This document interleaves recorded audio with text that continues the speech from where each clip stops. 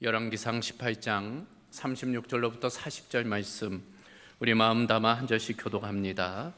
저녁 소재 드릴 때 이르러 선지자 엘리야가 나아가서 말하되 아브라함과 이삭과 이스라엘의 하나님 여호와여, 주께서 이스라엘 중에서 하나님이신 것과 내가 주의 종인 것과 내가 주의 말씀대로 이 모든 일을 행하는 것을 오늘 알게 하옵소서. 여호와여, 내게 응답하옵소서. 내게 응답하옵소서. 이 백성에게 주 여호와는 하나님이신 것과 주는 그들의 마음을 되돌리심을 알게 하옵소서 하매.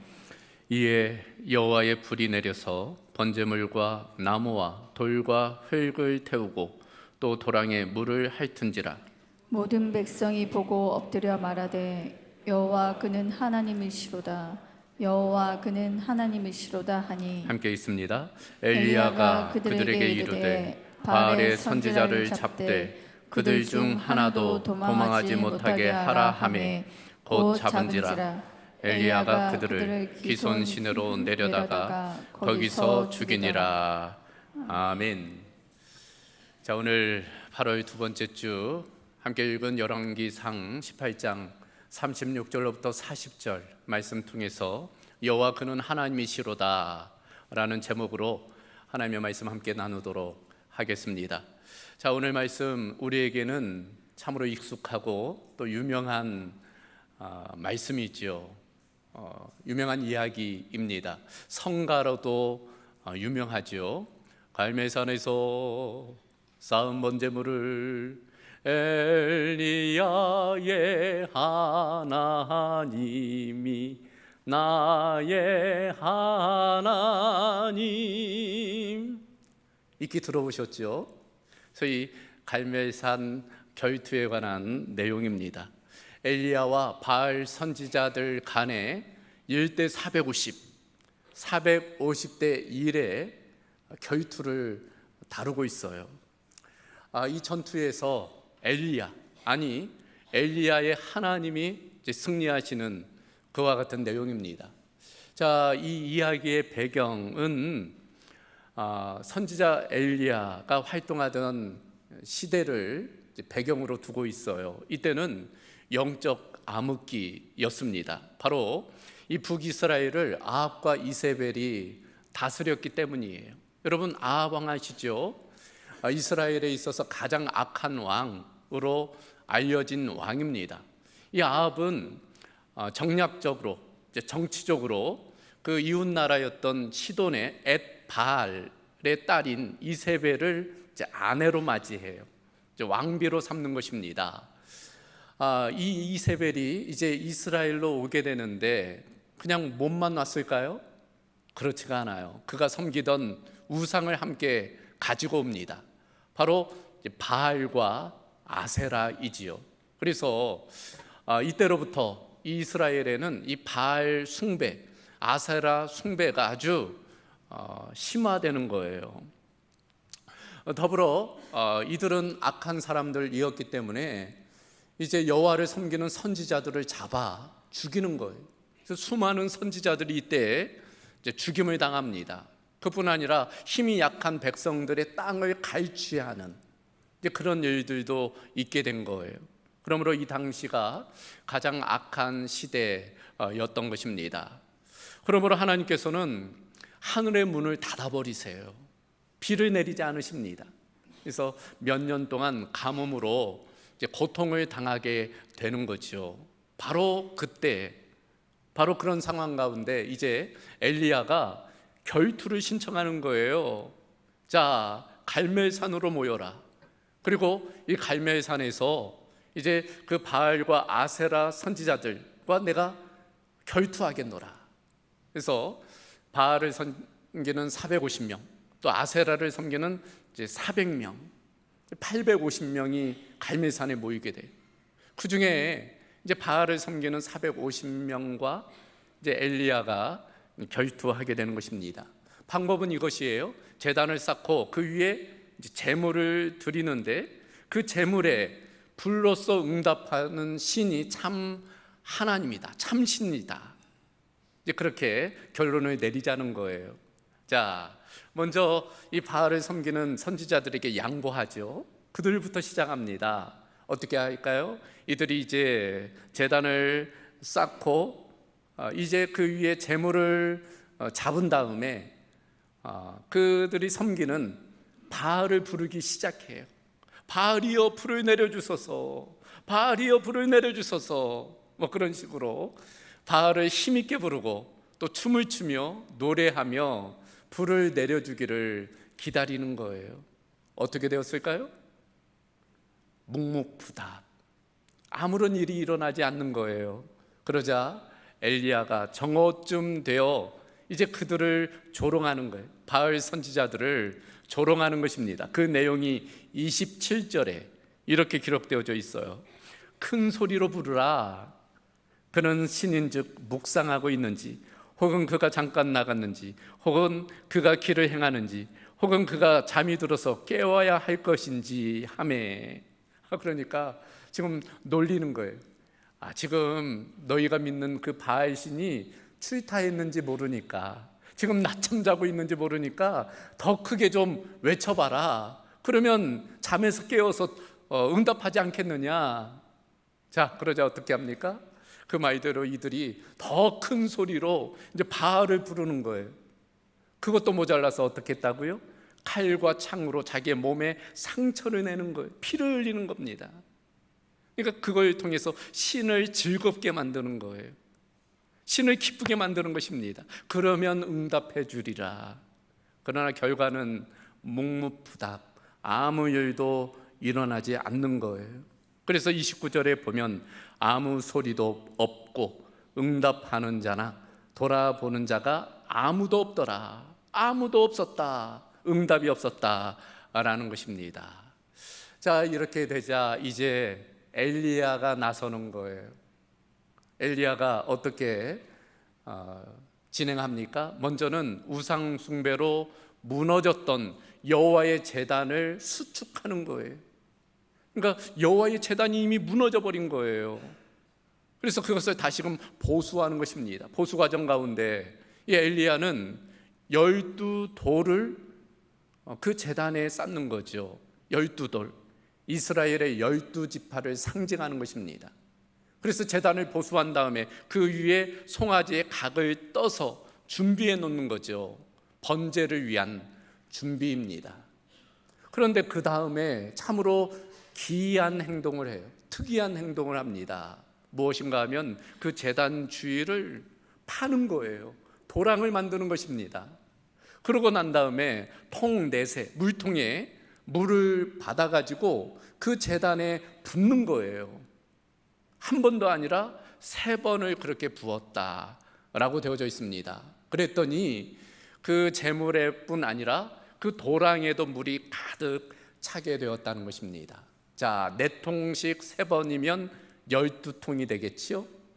이것도 이스라엘 12지파를 지금 상징하는 것입니다. 자, 이와 같은 엘리야의 행동은 엘리야의 자신감을 보여주고 있어요. 엘리야의 믿음의 확신을 지금 보여주는 것입니다. 여러분, 그렇지 않겠습니까? 그 번제물에 하늘에서 불이 내려온다는 것도 참 쉽지 않은 일이죠. 그런데 그 제물에 물이 묻어 있다면 어때요? 불이 내려와도 불 붙기가 어려운 거예요. 그런데 엘리야는 자신하는 거예요. 자신 믿는 여호와 하나님은 반드시 응답하시는 하나님이심을 믿은 것입니다. 그래서 물을 가득히 부은 거예요. 자신만만하게 준비해 놓은 거죠. 그리고 이제 여호와 하나님께 기도하는 거예요. 어떻게 기도했을까요? 37절을 보면 여호와여 내게 응답하소서, 내게 응답하소서. 이 백성에게 주 여호와는 하나님이신 것과 주는 그들의 마음을 되돌이키심을 알게 하옵소서. 하나님께 기도한 거예요. 여러분, 어떻게 되었을까요? 어떻게 되었을까요? 우리가 잘 아는 대로 하나님이 응답하십니다. 38절 보면 이에 여호와의 불이 내려서 번제물과 나무와 돌과 흙을 태우고 또 도량에 물을 핥은지라. 그러니까 그 번제물만 태우는 그런 불이 아니라 흙, 도랑의 물까지 다 말려버리는 그 크고 놀라운 강한 불로 하나님께서 역사하셨다는 거예요. 자, 이 광경을 모든 사람들이 목도하게 돼요. 그러자 어떻게 반응합니까? 39절을 보면 모든 백성이 보고 엎드려 말하되 여호와 그는 하나님이시로다. 여호와 그는 하나님이시로다. 여호와 그분이 참 하나님이시다. 여호와 그분이 참 하나님이시다. 그렇게 모두가 고백하게 되었다는 거예요. 한 번도 아니고 두 번 연거푸했다는 것은 그들이 확실하게 고백했다는 그런 의미입니다. 그러니까 결국 여호와 하나님께서 승리하셨다는 것을 의미하는 거예요. 자, 여러분, 그렇다면 왜 이와 같은 결투가 지금 시작하게 되었을까요? 우리는 그 이유를 알기 위해서 먼저 이 이야기의 처음 시작점으로 돌아갈 필요가 있습니다. 자, 21절이에요. 이 이야기의 시작점입니다. 엘리야가 모든 백성에게 가까이 나아가 이르되 너희가 어느 때까지 둘 사이에서 머뭇머뭇하려느냐? 여호와가 만일 하나님이면 그를 따르고 바알이 만일 하나님이면 그를 따를지니라. 여러분, 이 지금 상황을 아시겠죠? 지금 이스라엘 백성이 이 둘 사이에서 머뭇머뭇한다는 거예요. 이 둘 사이가 무엇일까요? 이 바알과 하나님, 이 바알과 여호와 하나님 사이에서 지금 갈팡질팡하고 있다는 것입니다.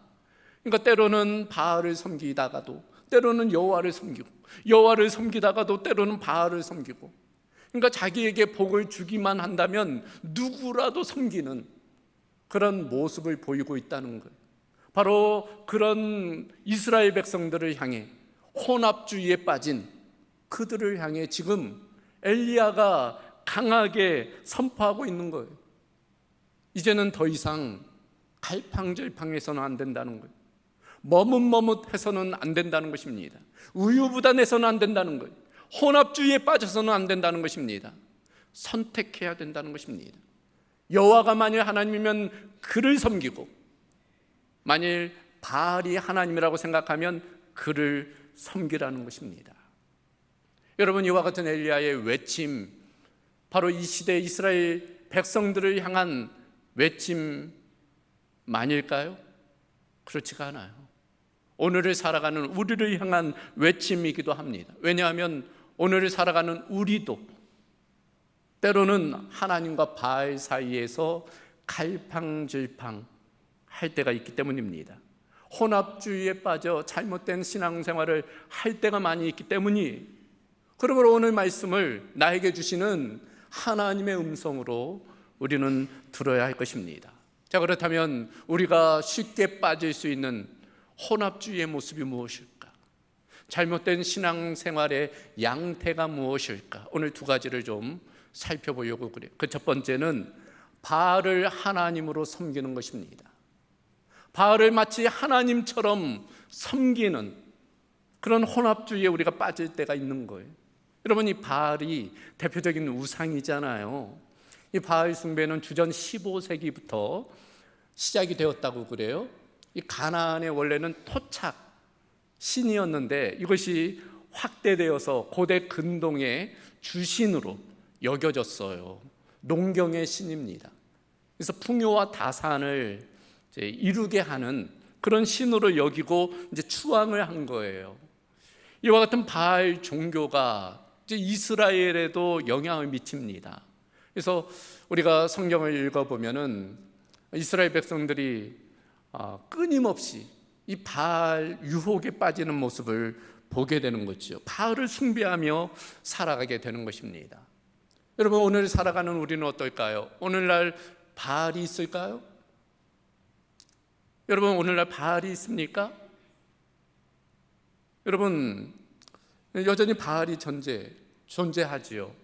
겉으로 드러나는 우상 여전히 존재합니다. 문제는 우리가 그런 겉으로 드러나는 우상에 대해서 무릎 꿇고 그것에 대해서 섬기지 않을지는 모르지만 보이지 않는 바알, 그 바알에 무릎을 꿇을 때가, 그 바알에 섬길 때가 많이 있다는 것입니다. 그러니까 눈에 보이지 않는 그 바알들이 있는 거예요. 이를테면 이런 것들입니다. 누구에게는 그것이 물질, 일이 될 수도 있어요. 누구에게는 그것이 성공이 될 수 있습니다. 누구에게는 그것이 권력, 누구에게는 그것이 건강, 누구에게는 그것이 가정이 될 수 있는 거예요. 그러니까 자기에게 어떤 기쁨을 주고 자신을 성공으로, 행복으로 이끌 수 있다고 생각되는, 하나님보다 더 의지하고 더 사랑하고 더 섬기는 것이 있다면 그것은 바알이 될 수 있는 것입니다. 그런 측면에서 우리는 우리 자신의 마음을 한번 돌아봐야 돼요. 나에게 있어서 지금 무엇이 바알이 되어 있는지를 한번 살펴봐야 되는 것입니다. 누가복음 15장 탕자의 비유에도 그런 바알을 섬기는 한 인물이 등장하지요. 둘째 아들입니다. 이 둘째 아들, 아버지를 떠나요. 집을 떠납니다. 그 이유는 세속적인 것에 대해 사랑을 했기 때문이에요. 세속적인 것이 자기를 행복해 줄 것이라고 생각을 했기 때문입니다. 그래서 모든 유산을 챙겨서 세상을 향해 떠나요. 허랑방탕하죠. 결국 어떻게 됩니까? 모든 것을 다 잃어버려요. 그러니까 이 바알을 섬김의 끝이 무엇인지를 우리에게 보여줍니다. 그 끝은 허무한 뿐이에요. 공허한 뿐인 것입니다. 둘째 아들의 모습이 그걸 보여주는 거예요. 그래서 결국에는 배를 줄이게 돼요. 돼지를 치는 신세가 됩니다. 돼지가 먹는 그 취업 열매도 없어가지고 배를 고른 그런 모습을 보이게 되는 것입니다. 그와 같이 바알을 쫓는 인생의 결국이 무엇인지 하나님은 예레미야 선지자를 통해서 분명히 말씀해 주셨어요. 예레미야 2장 13절입니다. 내 백성이 두 가지 악을 행하였나니 곧 그들이 생수의 근원되는 나를 버린 것과 스스로 웅덩이를 판 것인데 그것은 그 물을 가두지 못할 터진 웅덩이들이라. 자기에게 기쁨을 주리라, 자기에게 행복을 주리라고 믿었던 그런 것들이 결국은 터진 웅덩이와 같다는 거예요. 그걸 통해서는 어떤 만족도, 어떤 평안도, 어떤 참된 기쁨도 주어지지 않는다는 것을 말씀해 주는 것입니다. 그럼에도 많은 인생들, 심지어 하나님을 믿는다는 우리 그리스도인들조차도 이 바알을 하나님처럼 섬길 때가 있는 거예요. 조심할 필요가 있는 것입니다. 두 번째로 잘못된 신앙생활, 그 혼합주의의 모습은 하나님을 바알처럼 섬기는 거예요. 여러분, 이걸 조심해야 됩니다. 하나님을 바알처럼 섬기는 것. 그러니까 바알을 하나님처럼 섬기는 것에 대한 경계가 우리 모두에게는 있어요. 그런데 이 두 번째, 하나님을 바알처럼 섬기는 것에 대해서는 우리가 쉽게 놓칠 수가 있습니다. 이 하나님을 바알처럼 섬기는다는 것이 무엇일까? 마치 바알을 섬기듯 하나님을 섬기는 것을 의미해요. 바알이 어떤 신이라고요? 풍요와 다산을 준다고 여겨지는 신입니다. 그래서 그 풍요와 다산을 얻기 위해서는 그 신을 어르고 달래는 거예요. 신을 기쁘게 하는 것입니다. 그러면은 그 대가로 신이 복을 내려주는 거예요. 그러니까 하나님을 마치 도깨비 방망이처럼, 알라딘의 요술 램프의 지니처럼 생각하는 거예요. 그래서 내가 잘하고 내가 막 그러면은 하나님을 어르고 달래면 하나님을 조종하고 결국에는 하나님으로부터 복을 얻어내는 그런 생각으로 신앙생활 할 수가 있다는 거예요. 여러분, 출애굽기 32장을 보면은 그와 같은 모습이 등장해요. 출애굽기 32장, 모세가 시내산에 올라가 십계명을 받는 내용이 나와 있어요. 근데 어떻게 됩니까? 40여일 동안 모세가 내려오지 않는 거예요. 그러니까 산 아래에 있는 백성들이 동요하기 시작합니다. 지도자가 지금 부재하고 있으니 걱정이 되는 거예요. 그 광야에서 어떻게 살아가 있지? 그래서 어떻게 합니까? 이 백성들이 아론에게 이렇게 요청합니다. 백성이 모세가 산에서 내려오미 더딤을 보고 모여 백성이 아론에게 이르러 말하되 일어나라, 우리를 위하여 우리를 인도할 신을 만들라.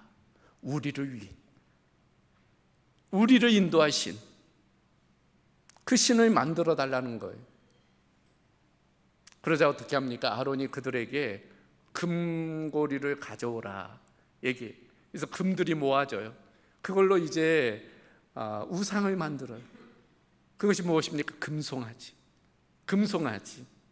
그리고 그걸 백성들에게 보여주면서 이렇게 선포합니다. 이스라엘아, 이는 너희를 애굽 땅에서 인도하여 낸 너희의 신이로다. 그 금송아지를 바로 너희를 출애굽시키신 여호와 하나님이라고 지금 이야기하는 겁니다. 그러면서 5절로부터 6절을 보면 아론이 보고 그 앞에 제단을 쌓고 이에 아론이 공포하여 이르되 내일은 여호와의 절이니라 하니 이튿날에 그들이 일찍이 일어나 번제를 드리며 화목제를 드리고 백성이 앉아서 먹고 마시며 일어나서 뛰놀았다. 무엇이에요? 우리로 말하면 예배를 드리는 거예요. 그 금송아지를 여호와로 여기고 그 앞에 제물을 드리고 제사하면서 그들이 춤추며 노래하고 우리로 말하면 예배하는 것입니다. 그 금송아지를 여호와로 여기는, 여호와를 금송아지로 여기는 것입니다. 그러니까 하나님을 바알처럼 지금 섬기고 있는 거예요. 누가복음 15장 그 탕자의 비유에서도 그와 같은 인물이 한 명 등장하죠. 첫째 아들 맏아들입니다. 이 맏아들의 모습을 보면 이와 같은 하나님을 바알처럼 섬기는 그 모습을 우리에게 보여주고 있어요. 소위 율법주의, 공로사상, 도덕주의입니다. 맏아들이 밭에서 일하다가 집에 돌아와 보니 둘째 동생이 이제 온 거지요. 아버지가 그 아들을 맞이하고 큰 잔치를 벌이는 것입니다. 그 잔치 소리를 듣는 거예요. 그래서 하인에게 자초지종을 묻습니다. 그랬더니 여차 동생이 돌아왔다. 그래서 아버지가 큰 잔치를 배설했다 이야기해 주는 거예요. 그때 이 큰아들의 반응이 무엇입니까? 아버지에 대해서 노했다. 그리고 아버지에 대해서 비난하고 책망하는 거예요. 어떻게 그럴 수 있느냐는 거예요. 자기는 집안에서 그렇게 아버지를 잘 따르고 섬겼는데 자기에게는 그런 혜택을 주지 않으시더니만 그 집 나간 아들이 돌아오니 이렇게 큰 잔치를 어떻게 벌일 수 있느냐. 그 생각 가운데는 무엇이 있어요? 소위 공로사상이, 자기가 이만큼 했으니 마땅히 아버지가 많은 것을 나에게 주어야 된다. 그 공로사상이 있는 겁니다. 모든 종교에는 그런 공로사상이 있어요. 선행의 목적이 무엇이에요? 이유가 무엇입니까? 그 목적은 자기가 복을 받기 위해, 내가 그렇게 하면 신이 감동해서 나에게 복을 주리라. 그래서 치성을 올려요. 치성이면 감천한다고. 내가 노력하고 내가 그렇게 착하게 살고 그러면 하늘이 감동해서 나에게 복을 내려주리라. 그런데 우리도 잘못하면 그렇게 신앙생활을 할 수 있어요. 우리가 예배하는 목적, 섬기는 목적, 봉사하는 목적, 기도하는 이유가 그저 복을 받으려고, 그렇게 해야 하나님이 감동하셔서 하나님께서 복 주시리라 생각해서 더 깊숙이 들어가 보면 내가 하나님을 조종하는 거예요. 내가 하나님을 좌지우지하려는 거예요. 내 열심으로 하나님을 이끌어 가려고 하는 것입니다. 하나님을 어르고 달래려는 그런 공로주의, 율법주의적인 모습이 있는 것입니다. 그러나 여러분, 오해해서는 안 돼요. 제가 지금 이렇게 말한다고 해서 뭐 예배하는 것, 기도하는 것, 섬기고 전도하는 것, 그것이 헛된 것이다, 그런 거 하지 말라라고 하는 것이 아닙니다. 그 동기와 목적이 분명해야 된다는 거예요. 내가 복받기 위해서, 내가 잘 되기 위해서, 내가 그렇게 해야지만이 하나님이 복 주실 거야 라고 해서는 안 된다는 거예요. 이미 하나님께서는 우리에게 복을 주셨잖아요. 우리에게 얼마나 많은 은혜를 주셨습니까? 그래서 우리가 예배하는 거지. 그래서 우리가 봉사하는 거예요. 그 은혜로 인해서 감사의 반응으로 하는 거지, 그 반대로 내가 그렇게 해야지만이 하나님이 복 주시리라 그렇게 생각해서는 안 돼. 그러니까 여러분, 겉으로는 다를 게 없어요. 그런 율법주의나 도덕주의의 겉모습이나 우리가 감사해서, 복음에 감사해서 하는 행위나 겉으로는 똑같습니다. 그러나 그 동기와 목적은 달라요. 하나님은 중심을 보세요. 우리의 행위의 중심을 보십니다. 어떤 마음으로 하는지를 하나님은 보시는 거예요. 하나님은 우리의 수단이 아니에요. 하나님의 목적이십니다. 내 노력과 의지로 하나님을 어루고 달래서 내 뜻을 이루려고 한다면 그것은 하나님을 바알처럼 섬기는 행위가 되는 것입니다. 그러면 우리는 조심해야 돼요. 바알을 하나님처럼 섬겨서도 안 되지만 하나님을 바알처럼 섬겨서도 아니 되는 것입니다. 자, 그렇다면 어떻게 해야 될까? 오늘의 결론입니다. 그것은 바로 하나님을 하나님으로 섬기는 거예요. 여호와 하나님을 하나님으로서 섬겨야 되는 것입니다. 그래요, 우리는 오직 여호와 하나님을, 하나님만을 섬겨야 되는 거예요. 내가 믿고 싶은 하나님, 내가 원하는 하나님이 아니라 내가 중심이 되어서 좌지우지 하려고 하는 것이 아니라 성경에 계시된 여호와 하나님을 믿고 그 하나님만을 섬겨야 되는 것입니다. 내가 중심이 되는 것이 아니라 하나님이 중심된 신앙생활을 해야 되는 거예요. 자, 그렇다면 성경에 계시된 하나님은 어떤 하나님일까요? 먼저는 하나님은 창조주 하나님이세요.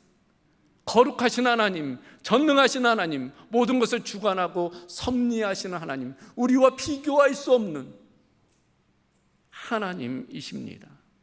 그러므로 우리는 그 하나님의 하나님 되심을 인정해야 돼. 하나님을 내게 맞춰서는 안 됩니다. 내가 하나님께 맞춰야 돼. 하나님이 기준이에요.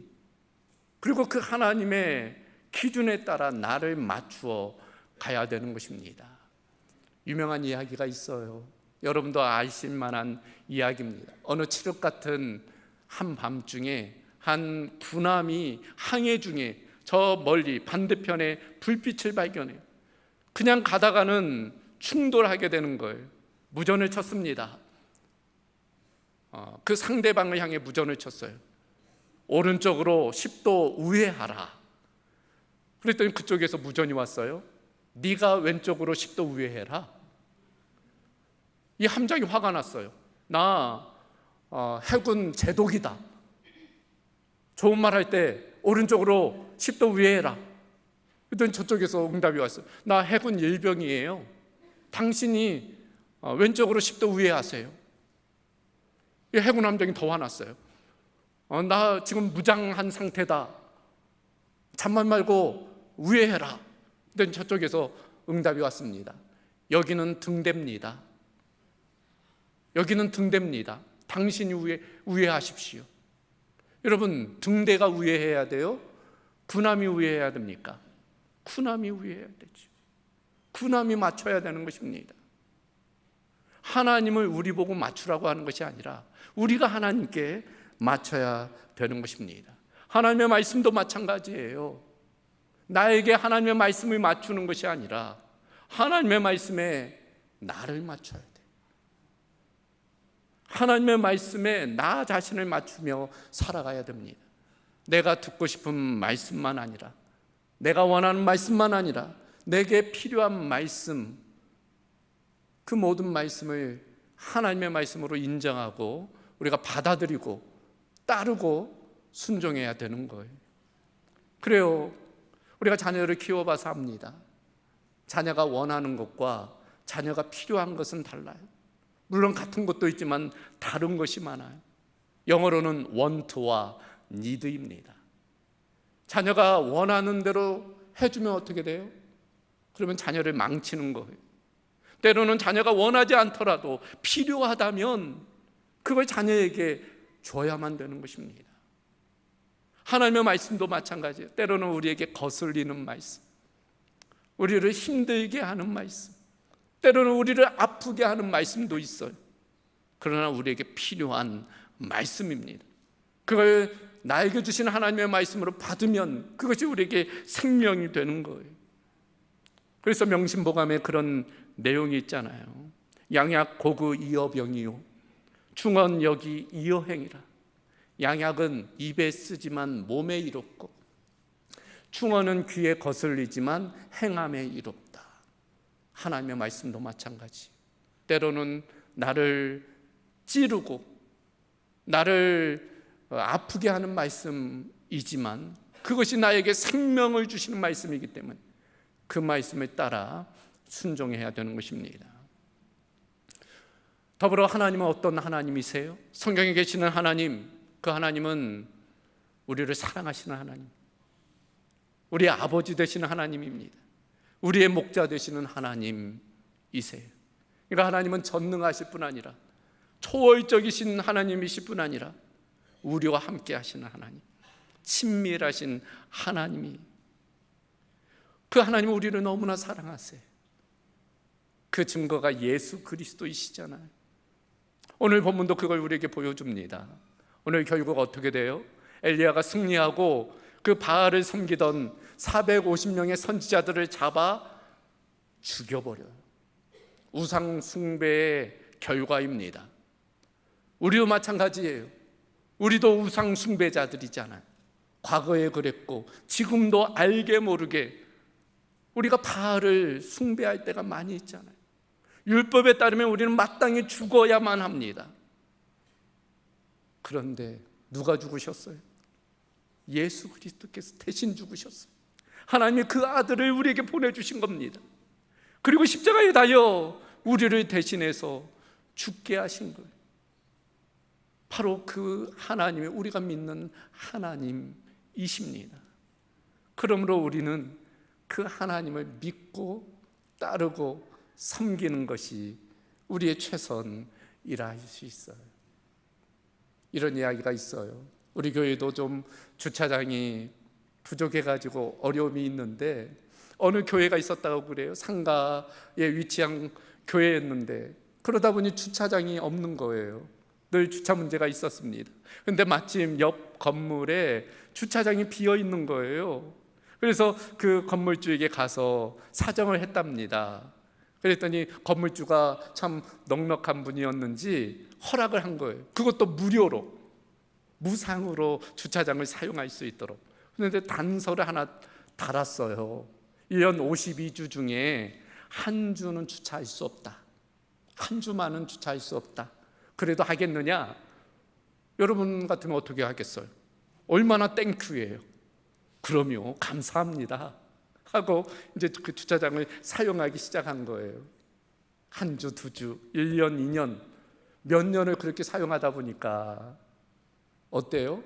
그 한 주 사용하지 못하는 것이 불평이 생기면 불편한 거예요.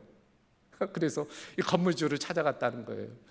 건물주님, 이왕이면 이 한 주도 좀 사용했으면 좋겠다고 막 설득을 하는 거예요. 근데 건물주가 단호하게 이야기합니다. 안 됩니다. 안 됩니다. 그래서 묻는 거예요. 왜 그렇습니까? 왜 한 주만은 사용할 수 없습니까? 그래야지만이 주차장의 주인이 누구인지 압니다. 그래야지만이 이 주차장의 주인이 누구인지 압니다. 선악과와 마찬가지. 우리에게 모든 것을 허락하셨고 단 하나만 하나님께서 금지하셨어요.